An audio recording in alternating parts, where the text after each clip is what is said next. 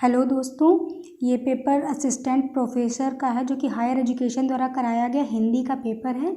और ये पेपर हुआ था 5/1/2019 को और एडवर्टीज़मेंट नंबर था 47। ये पेपर इस पेपर में दो भाग होते हैं, एक आपका जनरल नॉलेज का होता है और एक आपका वैकल्पिक विषय का है। तो ये मैं हिंदी वैकल्पिक विषय का आपको पेपर करवा रही हूँ। तो इसमें जनरल नॉलेज 60 नंबर की आती है और ये 140 नंबर का जो है आपका वैकल्पिक विषय आता है। ठीक है दोस्तों।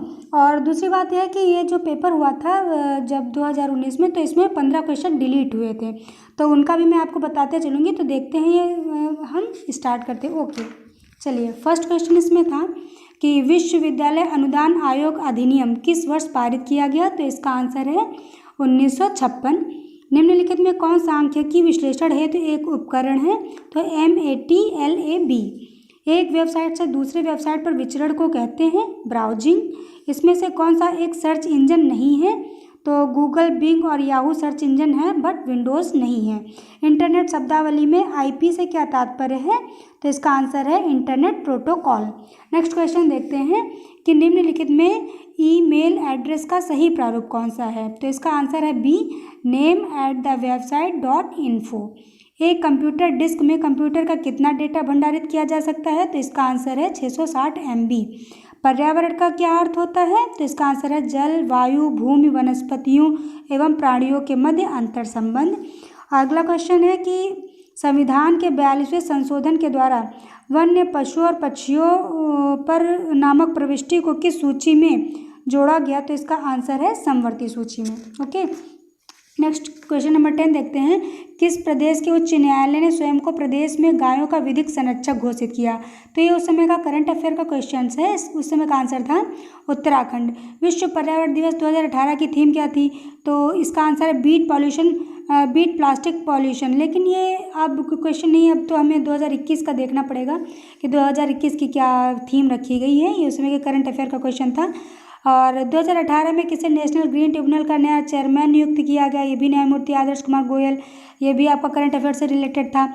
शिव समुद्रम प्रपात किस नदी पर है। तो इसका आंसर था कावेरी। निम्नलिखित में सौर मंडल का दूसरा सबसे बड़ा ग्रह कौन सा है। तो आंसर है शनि। 1905 में बंगाल के विभाजन हेतु कौन उत्तरदायी था। Lord Mountbatten. अगला क्वेश्चन है बौद्ध शिक्षा प्रणाली में निम्नलिखित में से कौन शिक्षण का माध्यम था। तो आंसर है पाली भाषा उसमें शिक्षण का माध्यम थी।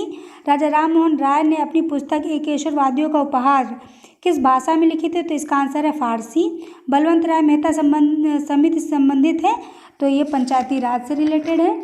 नेक्स्ट क्वेश्चन देखते हैं कि वर्ष 2011 की जनगणना के अनुसार दूसरा जो है जनघनत्व वाला राज्य कौन सा था। तो पश्चिम बंगाल। राष्ट्रपति द्वारा राज्यसभा के लिए कितने सदस्यों को मनोनीत किया जाता है। तो 12। किसान क्रेडिट कार्ड योजना किस वर्ष प्रारंभ की गई। 1998 में। भारतीय संविधान के अंतर्गत संघ की कार्यकारी शक्तियाँ कौन निर्धारित करता है। तो ये राष्ट्रपति करता है। नेक्स्ट क्वेश्चन देखते हैं, ये भी करंट अफेयर से रिलेटेड क्वेश्चन है। वर्ष 2018 में कारोबार सुगमता ईज ऑफ डूइंग बिजनेस सूची में कौन सा भारतीय राज्य सर्वोपरि था। तो उसमें का आंसर था कि आंध्र प्रदेश। 2018 के एशियाई खेलों में किसे सर्वश्रेष्ठ खिलाड़ी घोषित किया गया। तो रिकाको इकी को। ये अब यूजलेस क्वेश्चन है लेकिन मैं पढ़ा दे रही हूँ। निम्नलिखित में कौन डेल्टा सेफी नामक परिवर्तनशील तारे की खोज की। जॉन गुडरिच ने। चंद्रयान रोवर मिशन की अवधि थी 14 दिन। नेक्स्ट क्वेश्चन देखते हैं कि फ्रीडम इन एग्जाइल आत्मकथा किसकी है। तो ये दलाई लामा की। बच्चों को पढ़ाने की कला एवं विज्ञान को क्या कहते हैं। तो इसे हम कहते हैं पेडागॉगी। और वयस्कों को जो पढ़ाने की कला होती है उसको एंड्रोगॉगी बोलते हैं। ठीक है। प्राथमिक समंकों में सम्मिलित नहीं है। तो पुस्तकें सम्मिलित नहीं है। अनुसूचियाँ, प्रश्नावलियाँ और साक्षात्कार उससे रिलेटेड हैं। नेशनल इंस्टीट्यूट ट्यूशनल रैंकिंग फ्रेमवर्क किसके द्वारा जारी किया जाता है। तो मानव संसाधन एवं विकास मंत्रालय के द्वारा जारी किया जाता है। तो ये क्वेश्चंस आपके जो 30 क्वेश्चंस थे, ये आपके सारे क्वेश्चन जनरल नॉलेज से रिलेटेड थे, GS से रिलेटेड थे। अगले जो आपके 31 से लेकर के 100 तक के क्वेश्चंस होंगे वो आपके सब्जेक्ट से रिलेटेड होंगे। ओके, तो जो सब्जेक्ट्स के क्वेश्चंस थे उसमें से 15 क्वेश्चन डिलीट किए गए थे उस साल। तो देखते हैं पहला क्वेश्चन क्या है। लोकनायक वही हो सकता है जो समन्वय करने का अपार धैर्य लेकर आया हो। ये कथन उसका सारा काम समन्वय की विराट चेष्टा है। यह कथन किस लेखक का है? तो इसका आंसर था हजारी प्रसाद द्विवेदी। निम्नलिखित कवियों के जीवन काल का सही आरोही क्रम है तो बिहारी भूषण, मतीराम और देव। अभिज्ञान शाकुंतलम का खड़ी बोली में अनुवाद किसने किया? तो ये राजा लक्ष्मण सिंह ने। भारत बंधु पत्रिका का संपादन कौन करता था? तो ताराम। साहित्य जन समूह के हृदय का विकास है, ये कथन किसका है? तो ये बालकृष्ण भट्ट का है। परमात्मा की छाया आत्मा में पड़ने लगती है और आत्मा की छाया परमात्मा में, यही छायावाद है, ये कथन किसका है? तो ये डॉक्टर रामकुमार वर्मा जी का कथन है। इन कवियों का आरोही क्रम, तो सबसे पहले आप जानते ही हैं कि प्रसाद जी, फिर निराला, फिर पंत और फिर महादेवी। क्वेश्चन नंबर 38 देखते हैं। पेट पीठ दोनों मिलकर हैं एक, चल रहा लकुटिया टेक, इन पंक्तियों में व्यक्त किया गया है। तो इसका आंसर है भिक्षुक वर्ग की दयनीय स्थिति।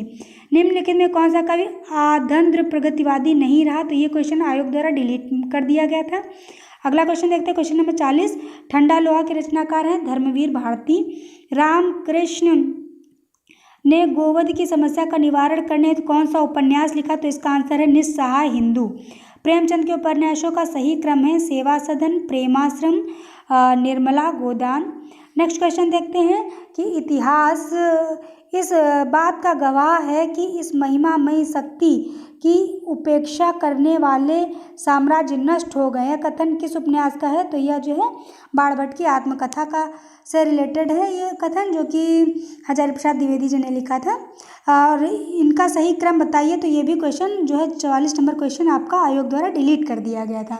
नेक्स्ट क्वेश्चन देखते हैं हम। क्वेश्चन नंबर 45 है, जैसे को तैसा नाटक के रचनाकार कौन है? तो इसका आंसर है गोपाल राम गहमरी। निम्नलिखित में कौन प्रसादोत्तर नाटक है? तो तीसरा हाथी, सेतुबंध, बिन बाती के दीप, उपयुक्त सभी नाटक जो है प्रसादोत्तर नाटक हैं।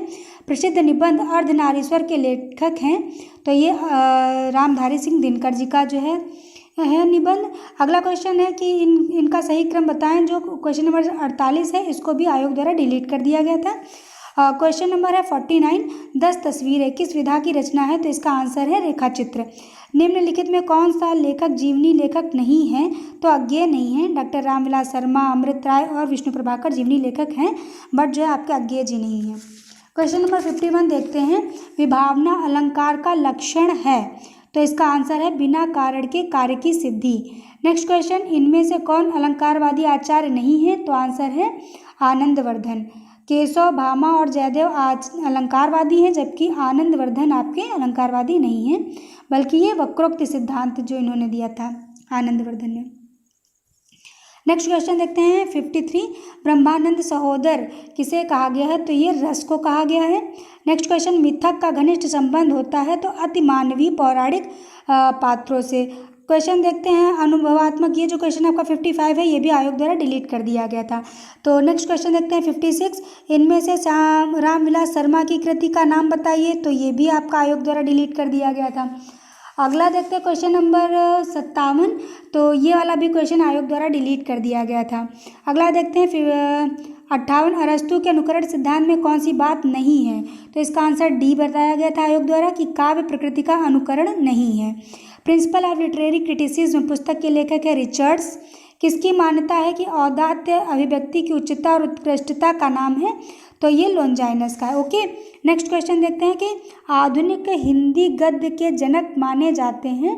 तो इसका आंसर है भारतेंदु हरिश्चंद्र।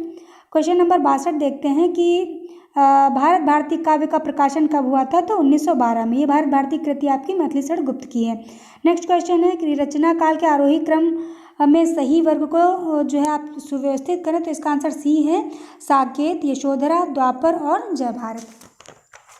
अगला क्वेश्चन देखते हैं क्वेश्चन नंबर 64। छायावाद को स्थूल के विरुद्ध सूक्ष्म की प्रतिक्रिया किसने कहा है?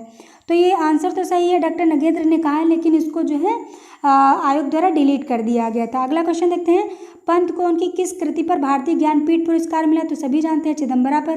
निम्नलिखित में कौन तार सप्तक का कवि है? तो अज्ञेय जी हैं। निम्न में कौन सा एक कवि नई कविता से संबद्ध नहीं रहा है? ये क्वेश्चन भी जो है आयोग द्वारा डिलीट कर दिया गया था।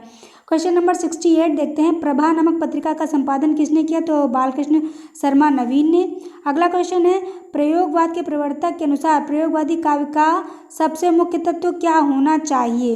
तो इसका है नई नई राहों का अन्वेषण। ठेठ हिंदी का ठाठ तथा अधखिला फूल किसके उपन्यास हैं? तो ये अयोध्या सिंह उपाध्याय हरिऔध जी के उपन्यास हैं। परीक्षा गुरु उपन्यास का प्रकाशन वर्ष है जो है ये है आपका 1882। निम्नलिखित में कौन सी कहानी प्रसाद द्वारा रचित नहीं है? तो छाया, ममता, साल्वती तो रचित हैं, बट सुजान भगत ये प्रसाद की कहानी नहीं है। नया रास्ता कहानी के लेखक, तो ये भी जो है आयोग द्वारा डिलीट कर दिया गया था क्वेश्चन।